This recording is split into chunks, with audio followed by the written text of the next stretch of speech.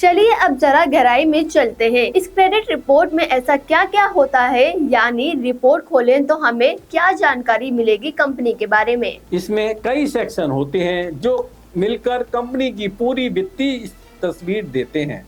मुख्य तौर पर जी कई जानकारी शामिल होती हैं, जैसे कंपनी का प्रोफाइल। इसमें कंपनी का नाम, registration detail, address, contact information और कंपनी के जुड़े की पीपल जैसे डायरेक्टर्स, पार्टनर्स की डिटेल रहती है, यानी आपके बिजनेस की पहचान से जुड़ी जानकारी होती है। इसके बाद ओनरशिप स्ट्रक्चर, कंपनी का टाइप जैसे प्राइवेट लिमिटेड, पार्टनरशिप या प्रोप्राइटरशिप, और ओनर और मैनेजर्स के नाम, इससे पता चलता है कि कंपनी किसके अधिकार में है। इसके बाद क्रेडिट हिस्ट्री का समरी, एक रिपोर्ट समरी सेक्शन होता है जिसमें आपकी सिविल रैंक, अब तक कंपनी ने कितने क्रेडिट सुविधाएं जैसे लोन, ओवरड्राफ्ट, क्रेडिट कार्ड आदि ली हैं, इसके उनके टाइप, टोटल करंट आउटस्टैंडिंग और पास्ट ट्रेंड दिखते हैं।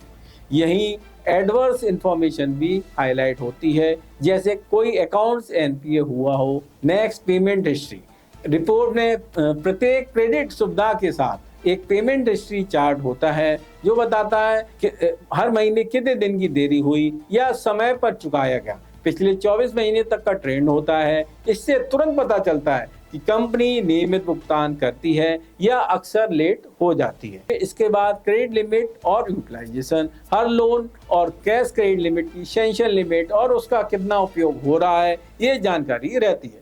विशेषतर वर्किंग कैपिटल फैसिलिटी में average usage percentage, drawing power और सैंक्शन अमाउंट दिखता है। इससे पता चलता है कि कंपनी के पास कितनी लिक्विडिटी है और वो अपने क्रेडिट का उपयोग कैसे कर रही है। इसके बाद टोटल आउटस्टैंडिंग डेट, कंपनी पर कुल कितना लोन है और अलग अलग लोन्स में बकाया राशि क्या है, ये भी साफ साफ दर्शाया जाता है। साथ ही यह भी कोई लोन सिक्योर्ड है या अनसिक्योर्ड लोन है। इसके बाद लायबिलिटी एज ए गारंटर, अगर आपकी कंपनी ने किसी और कंपनी या व्यक्ति के लोन के लिए गारंटी दी है तो वो भी रिपोर्ट में लिस्ट होता है एज ए गारंटर। इससे आपके कंटीजेंट लायबिलिटी का पता चलता है। इसके बाद क्रेडिट रेटिंग, कई बार रिपोर्ट में एक सेक्शन होता है जहां किसी एक्सटर्नल क्रेडिट एजेंसी जैसे क्रिसिल, इक्रा द्वारा कंपनी को दिए गए रेटिंग की समरी होती है अगर आपकी कंपनी ने रेटिंग ली है। इसके बाद क्रेडिट इंक्वायरी, पिछले कुछ समय में आमतौर पर 24 महीने में आपकी कंपनी के क्रेडिट रिपोर्ट को किन किन बैंकों या एनबीएफसी ने चेक किया है उसकी लिस्ट रहती है। खासकर पिछले 3 महीने में कितने इंक्वायरी हुई ये भी हाईलाइट रहता है। इससे जैसा हमने कहा, कई इंक्वायरी में तो समझ आता है कि कंपनी बहुत लोन सर्च कर रही है। नेक्स्ट, अदर लीगल इंफॉर्मेशन, कोई सूट फाइल केसेस या बिलफुल डिफॉल्टर डिक्लेयर्ड आदि जानकारी भी अगर रिपोर्टिंग एंटिटी ने दे दी हो तो सीसीआर में शामिल होती है। इसके अलावा पब्लिक रिकॉर्ड जैसे बैंक्रप्सी की सूचना अगर हो तो वो भी इसमें इंक्लूड हो जाता है। संक्षेप में, कॉमर्शियल क्रेडिट रिपोर्ट आपके बिजनेस की फाइनेंशियल हॉरोस्कोप है। इसमें कंपनी के परिचय से लेकर उसकी उधारी लेने की आदतों तक सब दर्ज होता है। वाकई पूरा पोस्टमार्टम होता है कंपनी का, यानी कोई बैंक या इन्वेस्टर इसको देखकर तुरंत भाप सकता है कि कंपनी कितनी फाइनेंशियली है। बिल्कुल, इसीलिए ये रिपोर्ट इतनी महत्वपूर्ण है। ठीक है, रिपोर्ट में सब डिटेल है, लेकिन किसी बिजनेस के लिए ये रिपोर्ट इतनी मायने क्यों रखती है? मान लो मेरी कंपनी अच्छी खासी चल रही है तो मुझे क्या फर्क पड़ता है कि सिबिल स्कोर में क्या है? देखें, अगर आपको कभी बिजनेस के लिए लोन लेना है, वर्किंग कैपिटल, टर्म लोन या कोई मशीन फाइनेंस, तो बैंक सबसे पहले आपकी कंपनी का सिविल कंपनी क्रेडिट रिपोर्ट देखेंगे। ये उनका बेस बन जाता है। क्रेडिट डिसीजन लेने के लिए सीसीआर और सीएमआर उनके लिए एक ऑब्जेक्टिव तरीका है कंपनी की क्रेडिट हेल्थ चेक करने के लिए, जिससे वो जल्दी और इम्पार्शियल फैसला ले सकें कि लोन देना है या नहीं।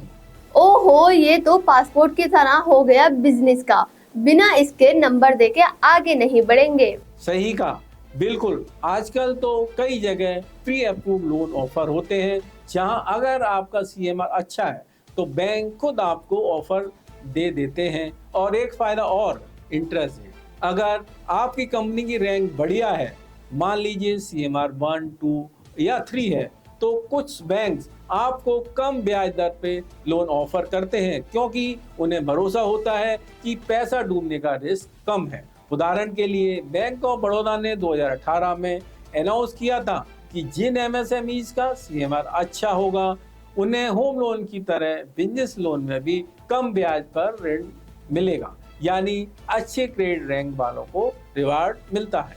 और जिनका खराब रैंक हो? अगर रैंक बहुत खराब है जैसे 8, 9 या 10 तो बैंक को लगेगा कि लोन डूबने का खतरा है।